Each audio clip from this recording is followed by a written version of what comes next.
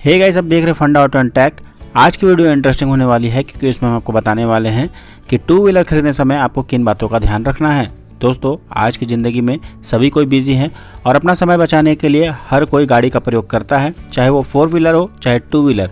लेकिन 2 wheeler 4 wheeler की ज़्यादा अपेक्षा खरीदा जाता है। इसका कारण है कि पहला तो 2 व्हीलर 4 व्हीलर से कम कीमत होती है और इसका मेंटेनेंस भी कम होता है। दूसरा यह कि ट्रैफिक से निकलने के लिए 2 व्हीलर को 4 व्हीलर की अपेक्षा बहुत कम जगह की आवश्यकता होती है। मेट्रो शहरों में जहां घंटों ट्रैफिक में ही निकल जाते हैं, ऐसे में 2 व्हीलर 4 व्हीलर से कहीं ज़्यादा अच्छा ऑप्शन होता है। ऐसे में आपको बताने वाले हैं कि 2 व्हीलर खरीदने समय आप किन बातों का ध्यान रखें। सबसे पहला है बजट। 2 व्हीलर खरीदने जा रहे हैं तो हमेशा अपने बजट यानी महीने की इनकम पर ध्यान दें। सभी आवश्यक खर्च बचत के पैसे निकालने के बाद यह देखें कि आपके पास कितना पैसा बचता है और आप कितने महीने के 2 व्हीलर की EMI कराना चाहते हैं। अगर आपके पास सरकारी नौकरी है तो कोई बात नहीं, लेकिन आप प्राइवेट जॉब करते हैं तो इस बात का खास करके आपको ध्यान रखना होगा कि आपका बजट किस पर डिपेंड करता है।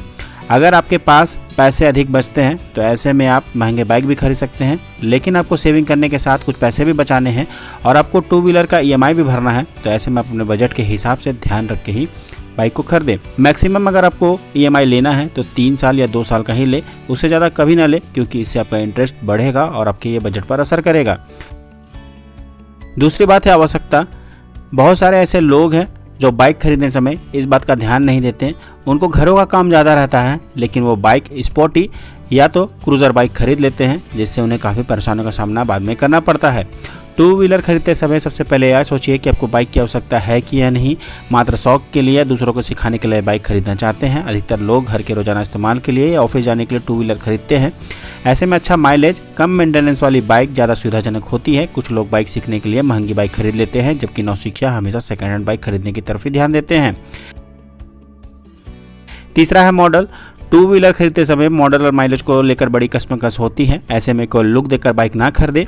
सबसे पहले बाइक का इंजन तथा माइलेज पर भी ध्यान दें। बहुत सारे ऐसे लोग होते हैं कि शौकिया होने के कारण पुरानी मॉडल की बाइक को खरीद लेते हैं, लेकिन आपको बता दें, नई बाइक खरीदेंगे तो उसमें आपको टेक्नोलॉजी भी बढ़िया मिलेगी और उसमें आपको माइलेज भी अच्छी मिलने वाली है।